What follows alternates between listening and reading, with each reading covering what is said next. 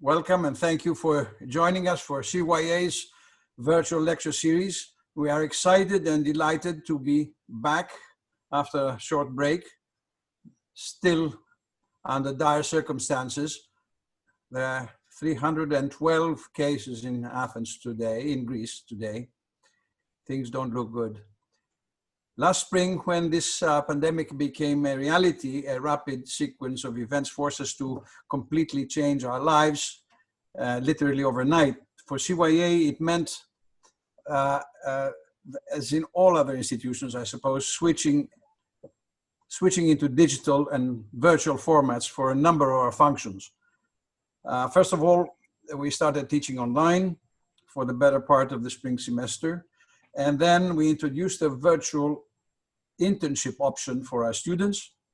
And in order to keep in touch with our alumni and friends, we introduced with great success a virtual lecture series whose sixth session we will follow today. One positive that has come out of this experience has been the confirmation of what a committed and resilient and resourceful team of staff and faculty we have at CYA, as well as the affirmation of the loyalty and support that we receive from all of our alumni and the CYA community in general. For all this, we thank you. That being said, allow me to introduce today's speaker. This is Professor John Camp, a good personal friend and a good friend of CYA, long-standing friend of CYA. Aside from being a CYA Trustee Emeritus of the school, John is a years ago, former professor at college here in Athens, and presently he is the Stavros Niarchos Foundation Professor of Classics at Randolph-Macon College and is the Director of Excavation in the Athenian Agora. He has worked in the Athenian Agora since 1966. He was first an excavator there, later became the assistant director, and now is the director, which he became in 1994. Dr. Camp is regarded as the foremost expert on Athens and Attica topography and has received many awards and honors for his eminent work. He has taught and lectured throughout the United States and the world, was the Andrew Mellon Professor at the American School of Classical Studies at Athens from 1985 to 1996 and continues to teach there. He holds a BA from Harvard in classics and his MA and PhD in classical archaeology from Princeton University, my own alma mater. Today, Dr. Camp will review ancient Athenian democracy as we understand it from the Agora excavations and compare it with modern versions, including a consideration of what could usefully be reinstituted from antiquity. His topic will be democracy, old and new, a fascinating topic and most relevant today, these days rather, since the US presidential elections are just around the corner. Facilitating the discussion will be Dr. John Karavas, who is a graduate of Oxford and Durham universities. John's primary areas of interest lie in Hellenistic and Roman history, Greek and Roman provincial archaeology, with a particular interest in Roman frontiers, as well as ancient warfare. Yannis Karavas is the Director of Excavations at Halmiris, a Greek-Roman Byzantine military urban site on the Danube Delta in Romania. And as of 2021, he will also be conducting excavations at Gratiana, a late Roman fort located also in Romania. Yanni has been with us since 2003 and currently teaches 3 CYA courses as well as leading the excavation practicum for our intercession students at Aixonidai Halai, the Voula site we have that we bring students to in January. Before I pass on the floor to John, may I remind you all that this session is being recorded, as it always is, and the discussion will be saved and archived for future use. So those who might not like to be recorded should please turn off their cameras. Without anything further ado, I will pass the floor to Giannis. Thank you, Mr. Philaktopoulos, for the kind introduction, and thank you all for being with us here tonight.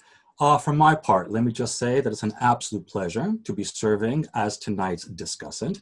In that capacity, let me just start by laying out a few guidelines that I believe will be able to facilitate post-lecture conversation and discussion. So for those of you who are with us, the audience, feel free to post any of your questions in the relevant chat box, which you will see at the bottom of your page.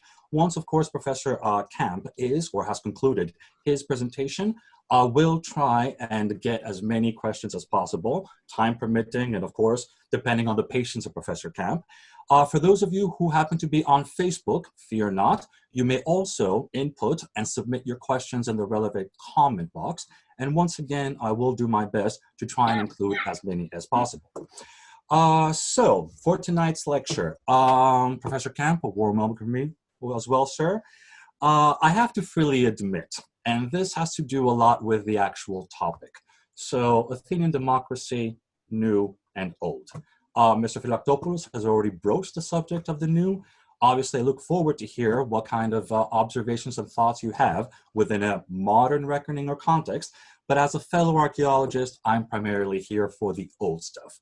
And I do believe that in this case, this presentation will give the audience, and myself included, a very unique archaeological perspective on the subject, a way in which archaeological evidence can further contribute, highlight, and elucidate certain hidden aspects of Athenian democracy, be it in terms of the electoral process, active citizen participation, which I believe is very important, the duties and the responsibilities of the individual public officials and office holders, and last, and certainly not least, this must be an operative term, accountability.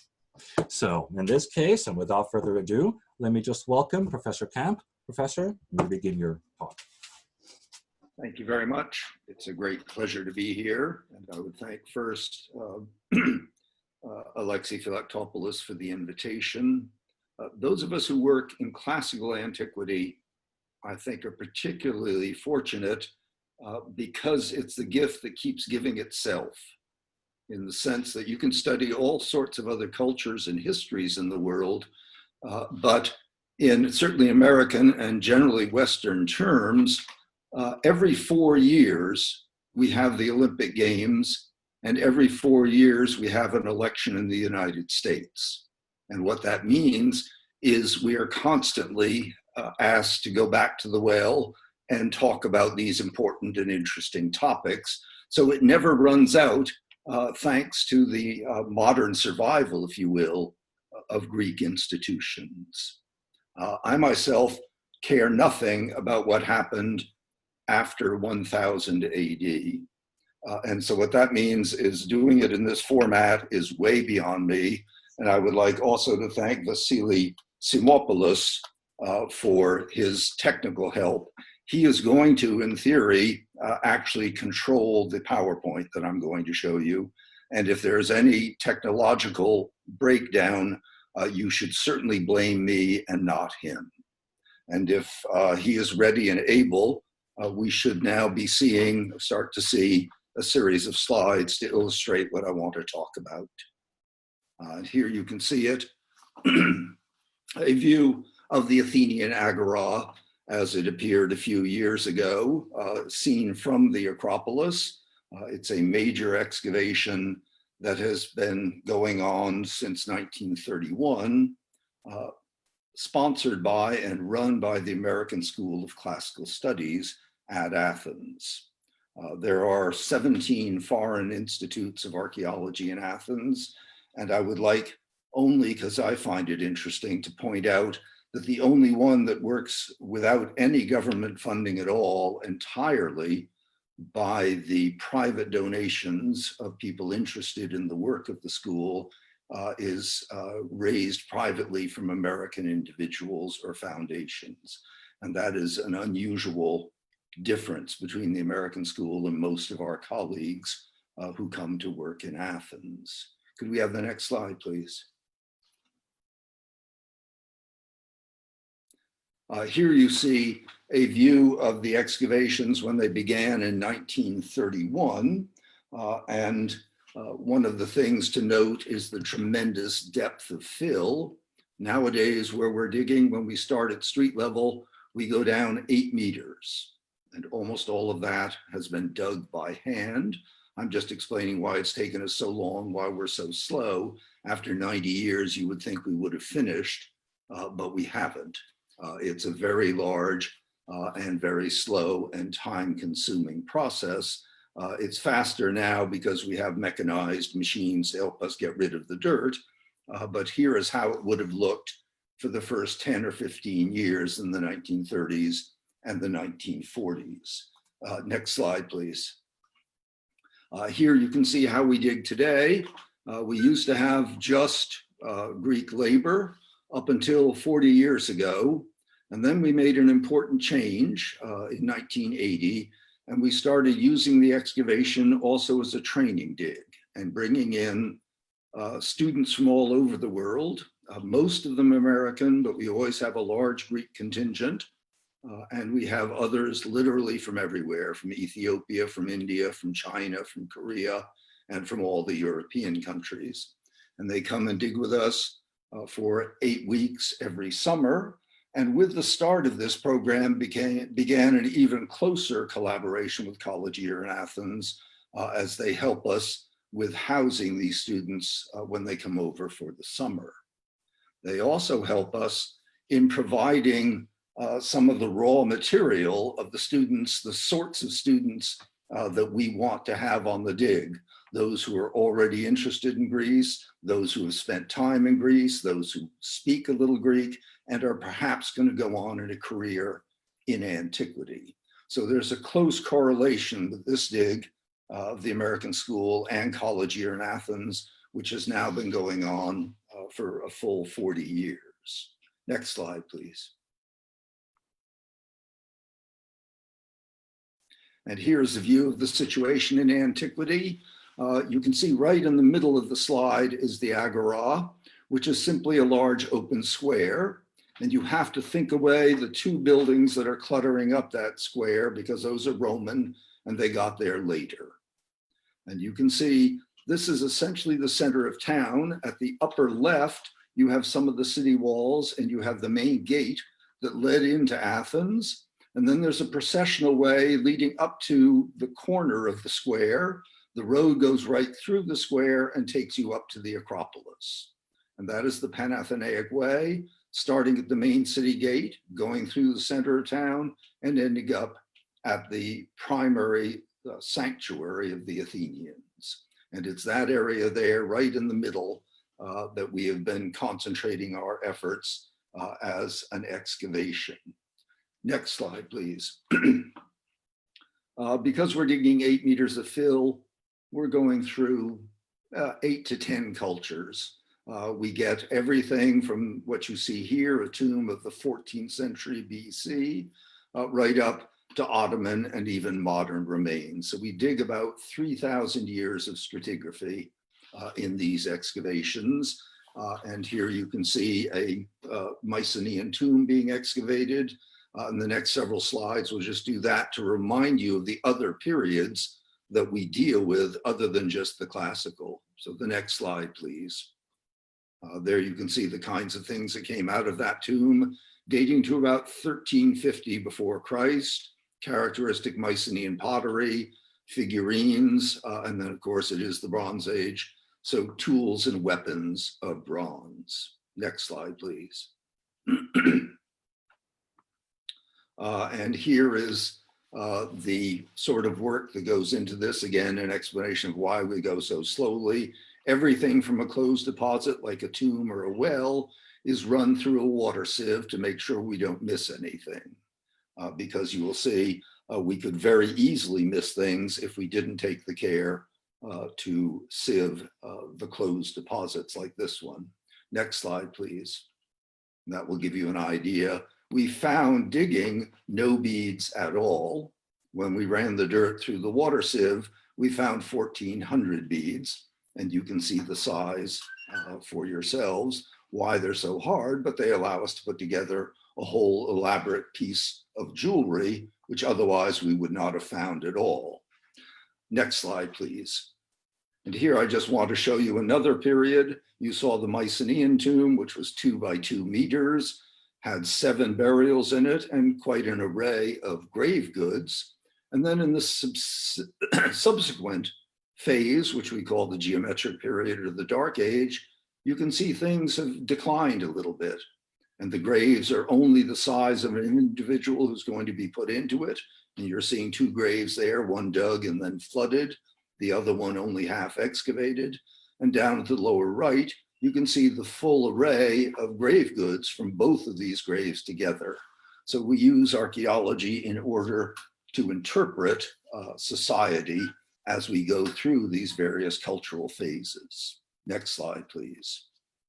But one of the main things, and indeed the unique thing about the Athenian Agora, is the fact that it is the place where, as far as we know, Athenian democracy was invented and first practiced anywhere in the world. And here is a grand version of what we're talking about, a great big open space with the executive branch, the legal branch, and the legislative branch all crowded around that square in a series of large and intended to be impressive buildings. So this is a grand version of what the Athenian Agora was. And one of the things about the excavations is the material associated with the democracy is pretty much unique and therefore has drawn more attention than some of the other phases we have excavated, though we do care and work on all available periods as we dig. Next slide, please. When we go into the question of the Athenian democracy, we tend to begin with this man here, Solon, famous as a wise man in the 6th century BC, and one of the first lawgivers we have of the city. And one should say the first thing one could note between attitudes, modern and ancient, toward a constitution is that we regard ours in America after 200 years as absolutely fixed. We don't like to change it. We have amendments, so we can change it when we need to, but it's very, very hard to do it. But in the case of the Athenian constitution, either because of political actions or simply the choice of the people, the constitution was far more fluid.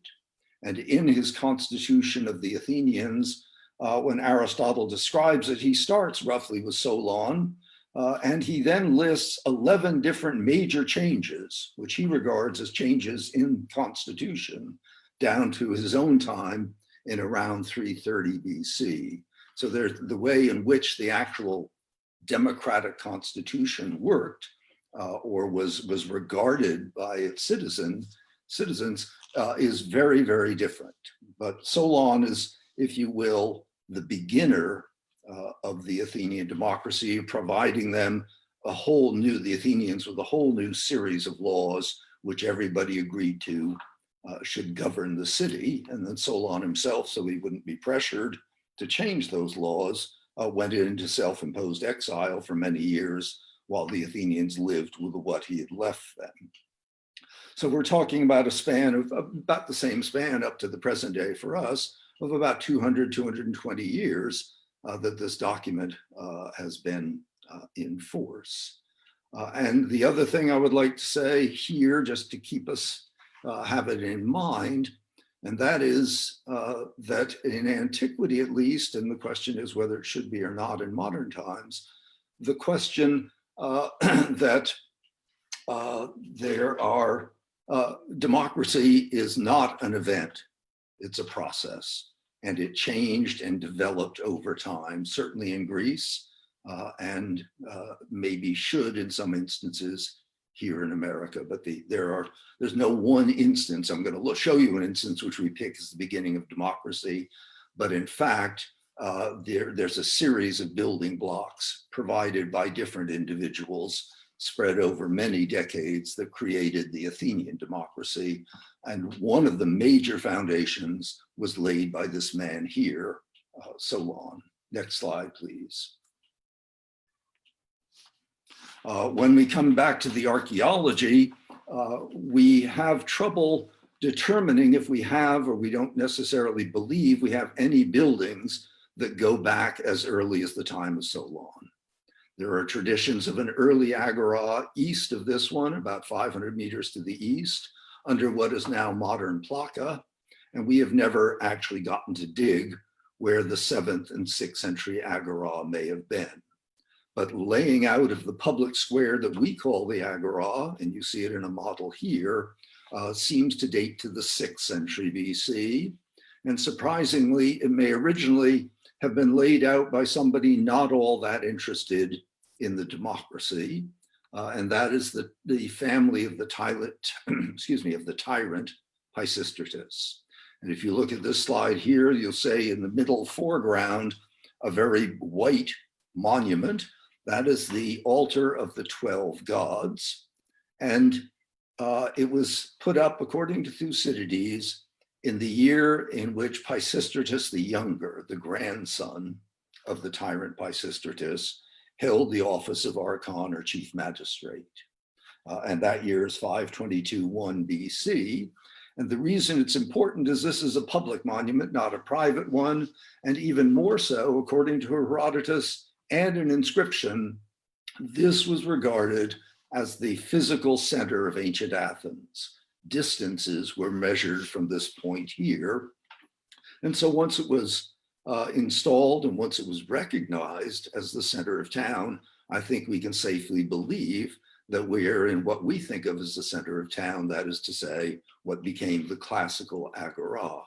But distances to Olympia, distances in Egypt are compared to the distances from the altar of the 12 gods here in Athens. It's a 0 milestone.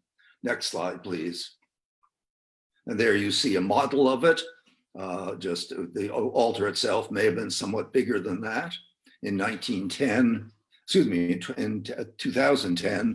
the Aesop Railroad Company wanted to improve its tracks, and this monument lies right under the tracks.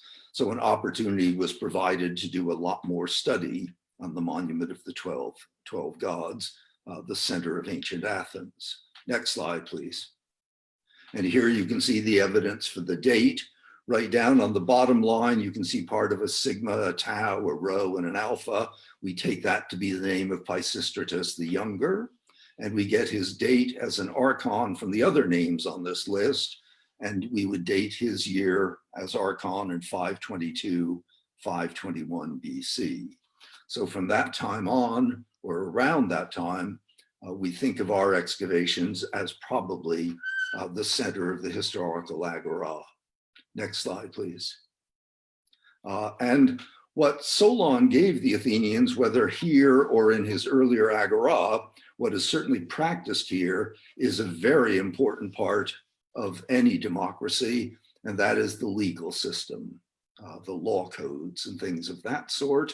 And you can see the little stoa, the little colonnaded building at the lower left, is very important for that purpose, because that is where the king archon held office, and that is where legal matters were adjudicated, including things like the trial of Socrates. So the next slide, please. It's a very small building, like it's 18 meters long.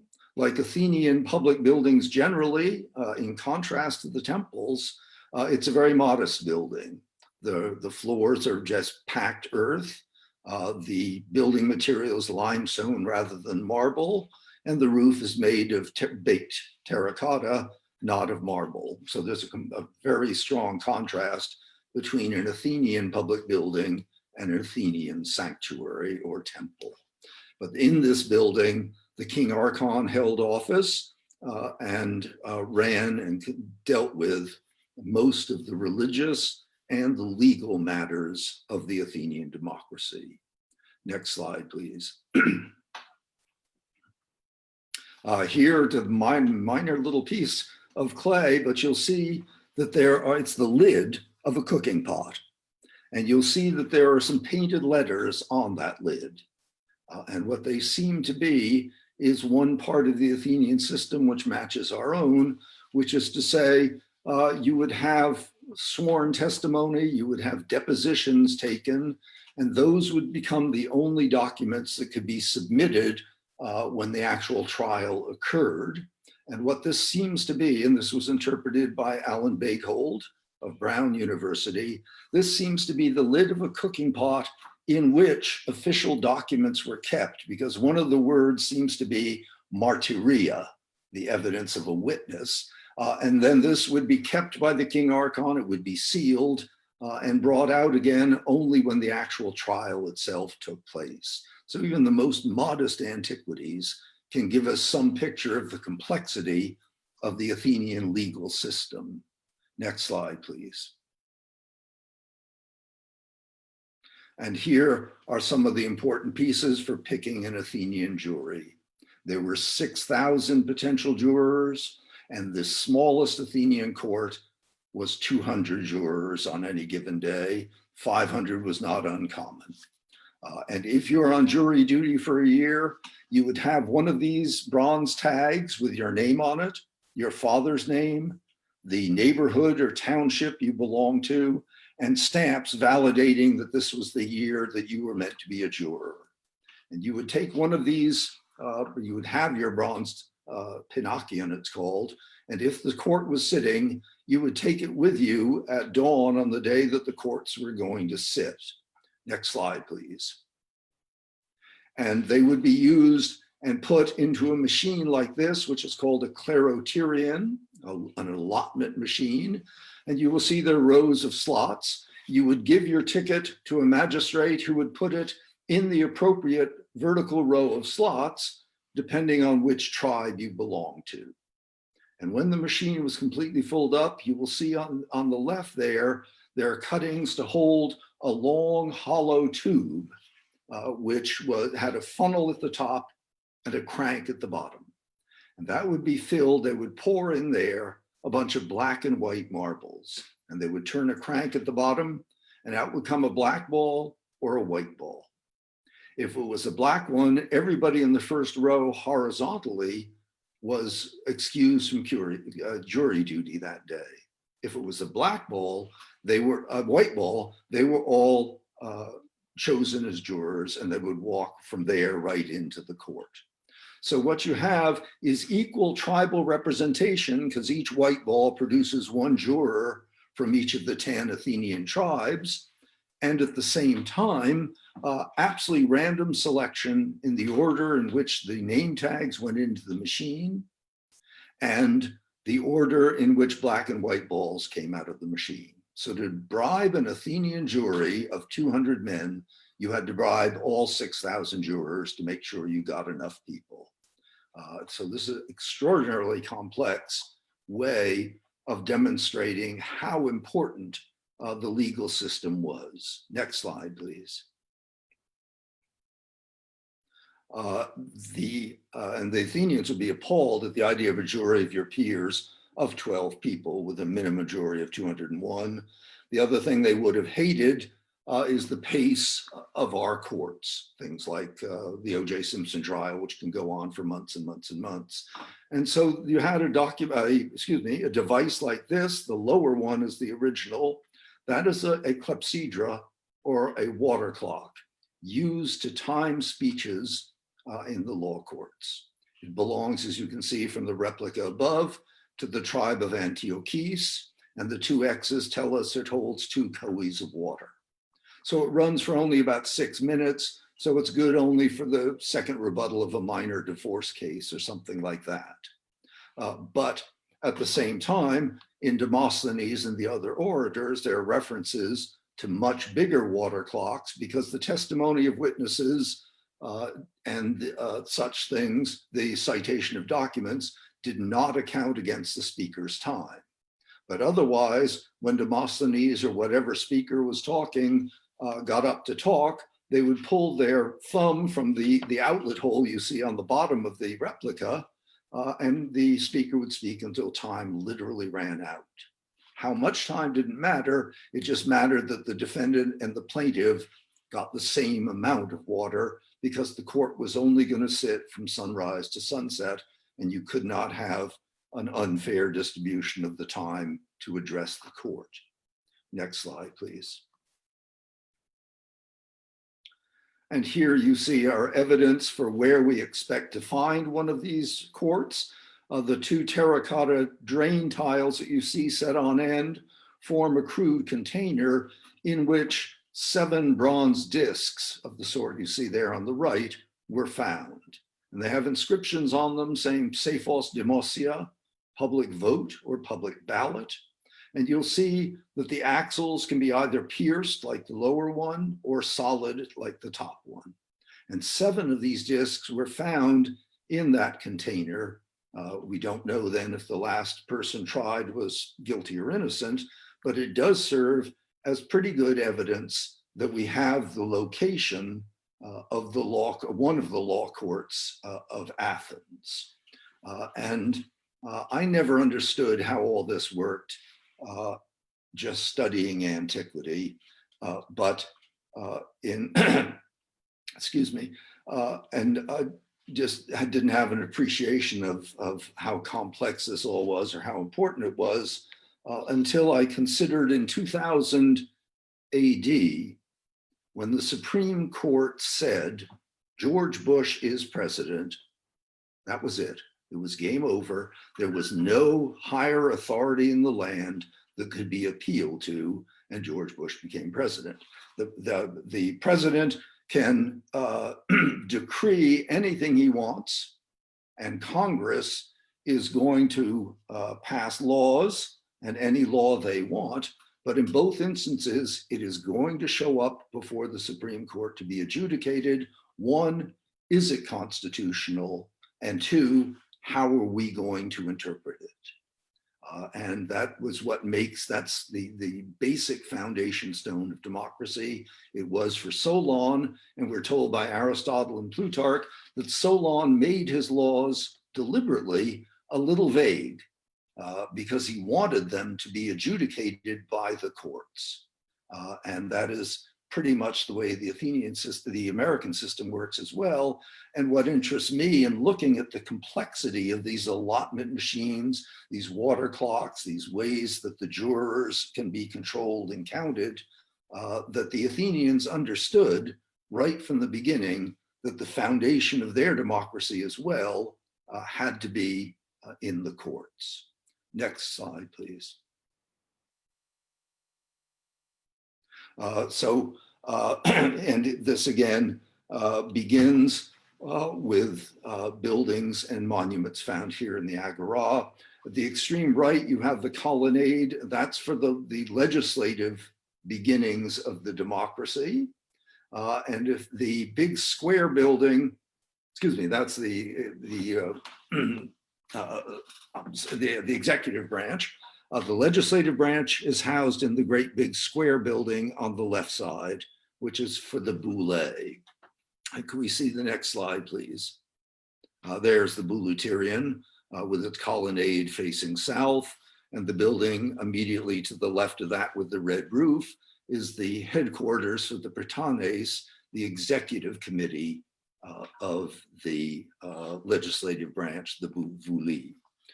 So this was created in the form in which you know it by a man called Cleisthenes in 507 BC. Next slide, please.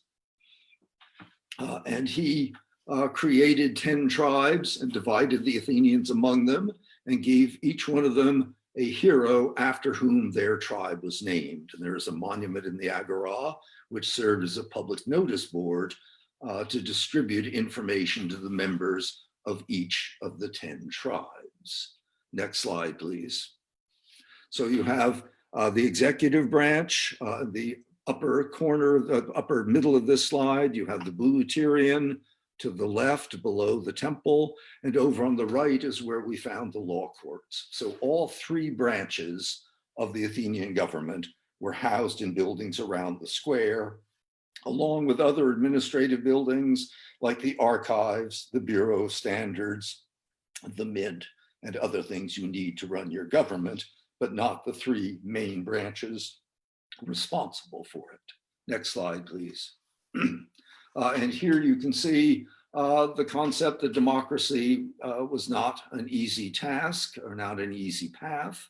Here you have statues of the two Tyrannocides, Harmodius and Aristogeiton, who killed the brother of the tyrant, Hippias, a man called Hipparchus, in 514. And that is what leads to political upheaval and eventually the creation of the democracy 7 years later in 507. But it begins with an assassination. Next slide, please. And it may be we're finding the spot where the original statues, those that we just saw, are Roman copies of bronze originals. And we may be finding here, just as of 2018, the sanctuary where this assassination took place, and perhaps the place where these first honorary statues in Athens were set up. Next slide, please. And the impact of these two gentlemen is clear because they are honored in a variety of ways for hundreds of years by the Athenians, as you can see in this red figure rendition of the statues. Or next slide, please. Or this relief found on a throne that is now in the Getty Museum. And you can see the two gentlemen in the same pose. The elder man, Aristogeiton, with the drapery over his outstretched left arm, the sword down by his waist, and his younger companion, who was raising his sword high over his head to bring down a slashing blow. Next slide, please. And here, for the protection of democracy in 403 is a law the Athenians passed that was found in the Agora as a result of the disruptions at the end of the Peloponnesian War. When the democracy was dissolved and 30 very conservative tyrants, Athenians known as the 30 tyrants, were installed in Athens by the Spartans. The Democrats all went into exile in Thebes. They came back and took the border fort of Philae and eventually took Piraeus, and you have a full-scale civil war. And this is the result of the return of the democracy in 403. Next slide, please. Where you can just see in the second line a reference to violent death. There's Thanatos there. And in the next line down, the third line, you can make out the words demokratia, the democracy. Next slide, please. And this very fragmentary inscription, hard to read, but worked on by Ron Stroud, he put it all together to show that what this is a law that all those who lost their fathers, the orphans of those who fought fighting to restore the democracy, were going to be brought up at the expense of the Greek state. And here you can see part of the word for the orphans. And on the side of the stele, in the right there, you can see a series of inscribed names, and those are the young men whose fathers died as heroes fighting to restore the democracy. Next slide, please. And then this well-known piece of the law against tyranny, where if anybody in the 330s BC arose up and tried to create a tyranny at the expense of the democracy, they could not be prosecuted for murder. So through time, democracy has always had to be protected and defended. Next slide, please. Then the question we have for a modern parallel, and an important one, is the statute of limitations, not statute of limitations, limited terms for politicians. And you see here the Athenian solution to that problem. And this would solve several problems if we had this, because these are ostraca. They're the votes used by the Athenian citizens to exile anybody they thought was a danger to the democracy. And they simply met in the Agora once a year. They voted yes or no. Is there somebody who's a problem?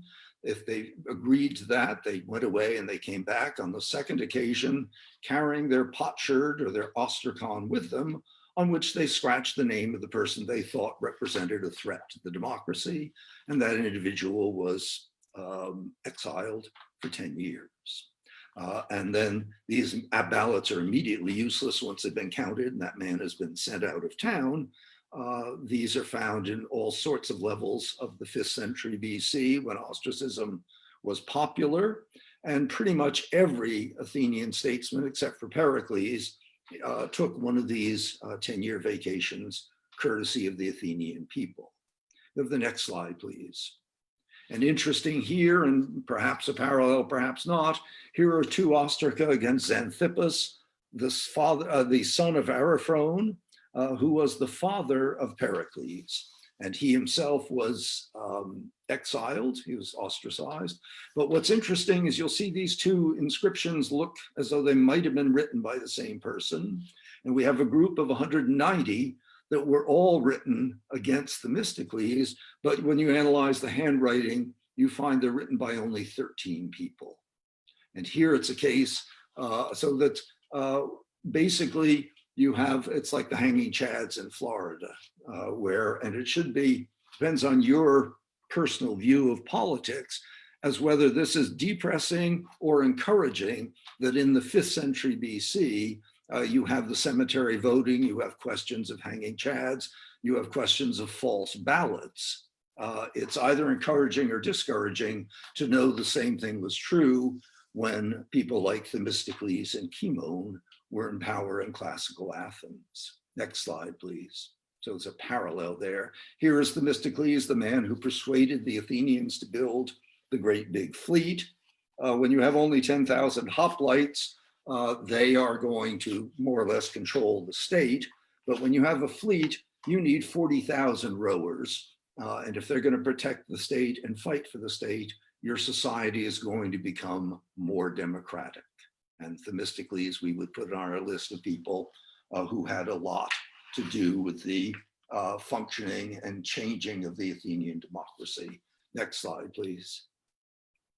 So the silver from the mines at Lavrion, which you see here, the records of leasing out the mines, and the discovery of about 15 pounds of silver coins in 2005, which were used to finance the building of the fleet in 483 BC. Next slide, please. To build these triremes, it required 200 rowers or 170 rowers per ship, and the Athenian fleet at one time had 400 of these. Next slide, please, or close to that. So that brings us down to Pericles, and he gets some credit, of course, for taking part in democracy. He was, of course, never the chief magistrate of ancient Athens. The way he held office and the way we should think about things is the Athenians actually avoided election as much as they could. They allotted most of their officials. There are about 850 officials in classical Athens, and a huge majority were allotted, not elected.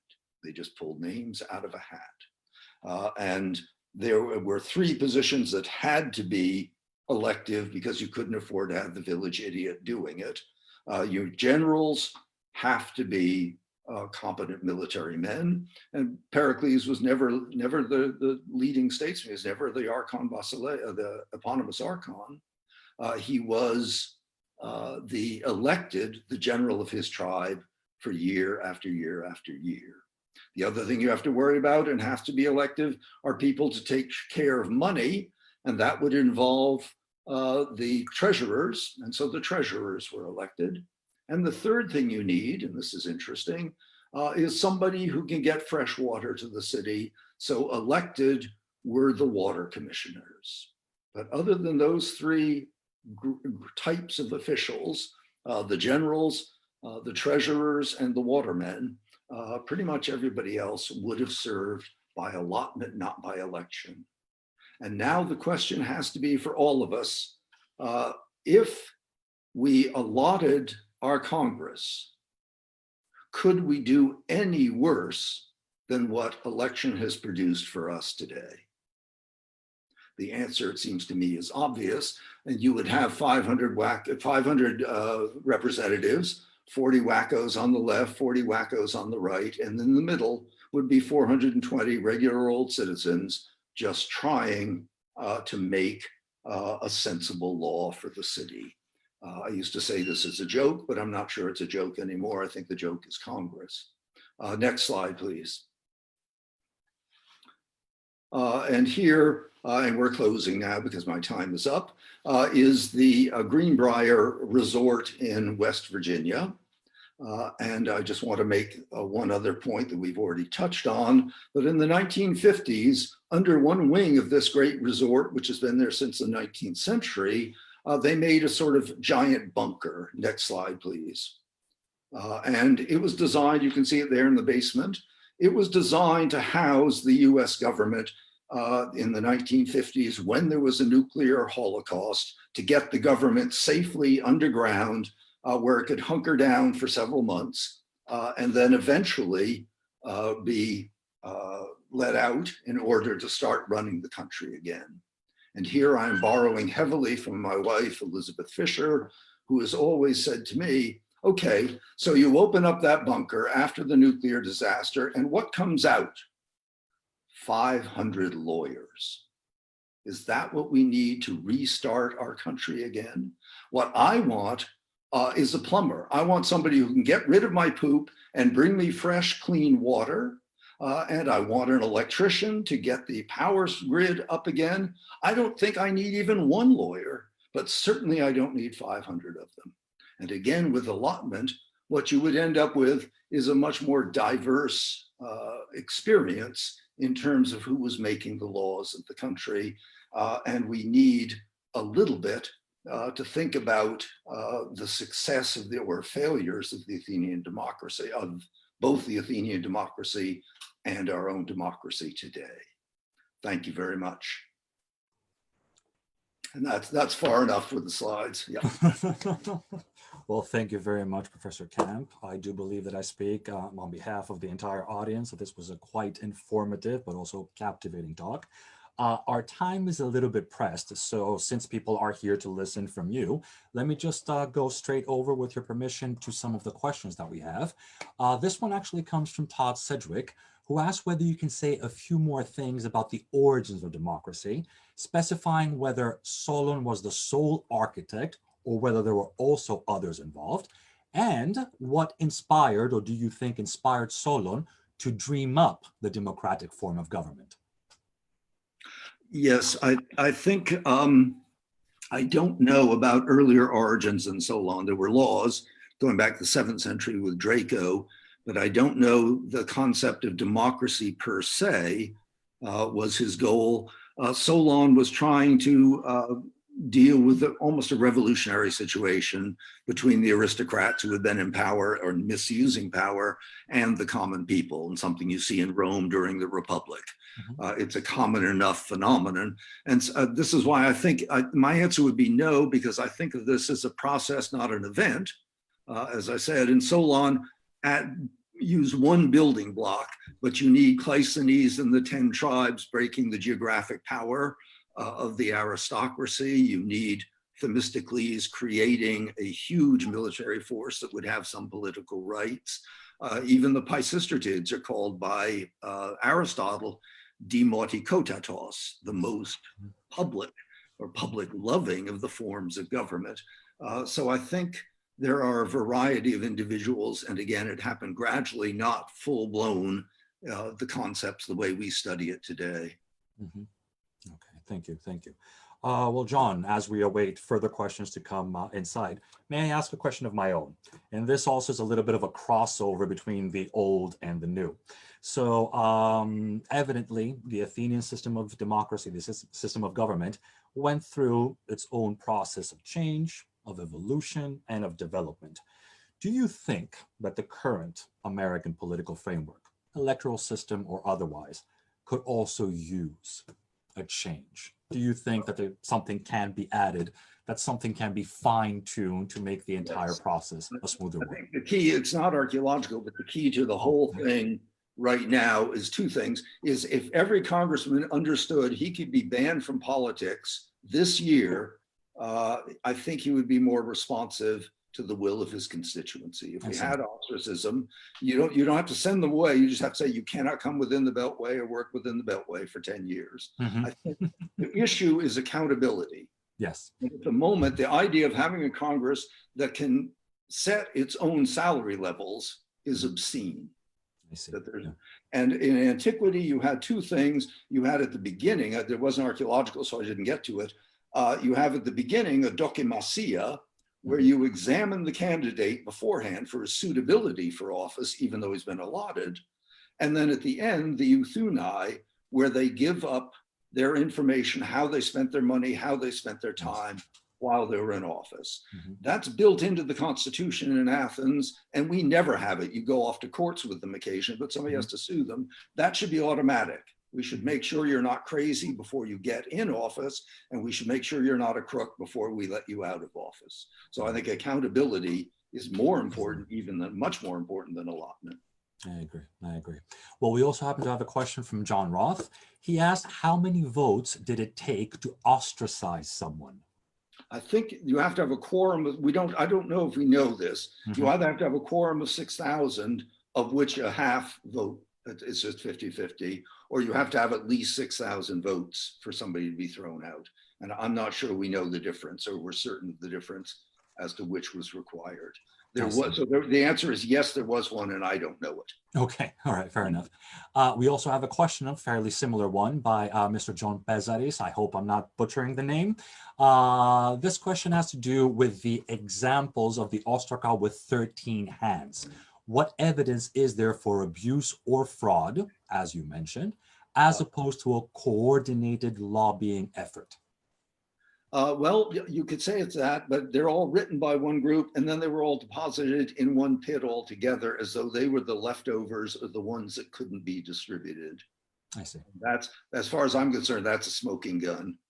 But other than that, you can't tell. But somebody wrote those out for people, either to give out to voters who couldn't write so well, or to give them out to voters with an obol or two to get them to vote their way.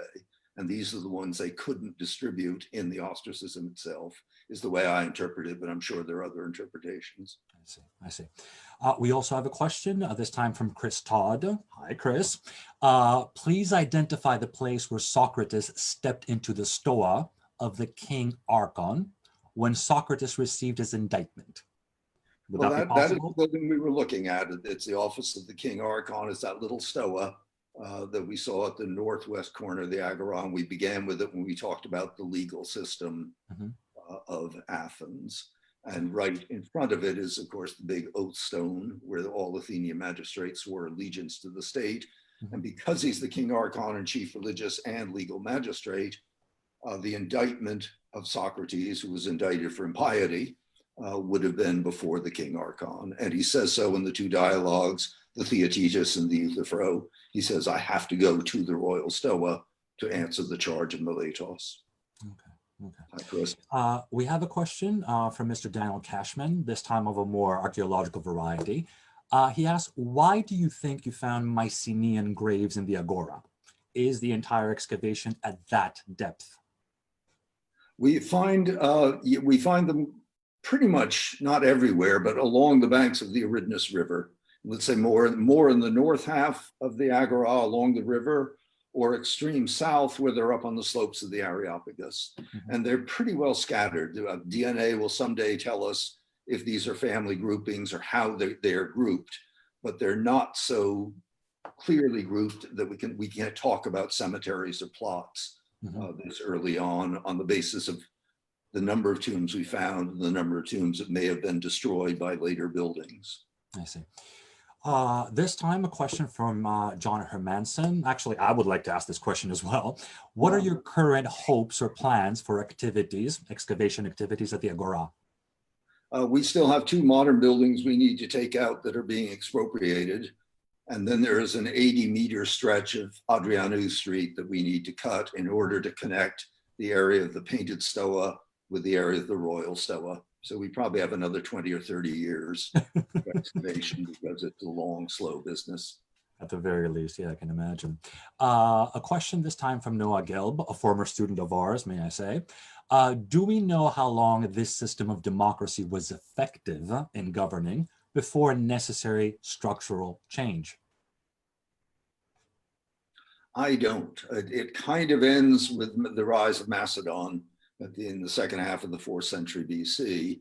And then it from being, let's say, a world power, it becomes just a municipal thing. So the institutions go on for a long, long time, but they didn't have the resources to have that elaborate court system throughout the Hellenistic period and into the Roman period.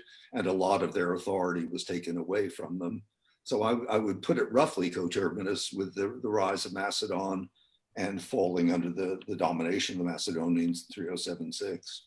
Okay, I see.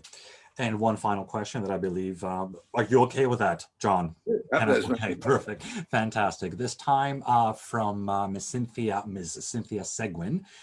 Did the ancient Greeks use propaganda to sway votes? Were there demonstrations in the streets over certain issues?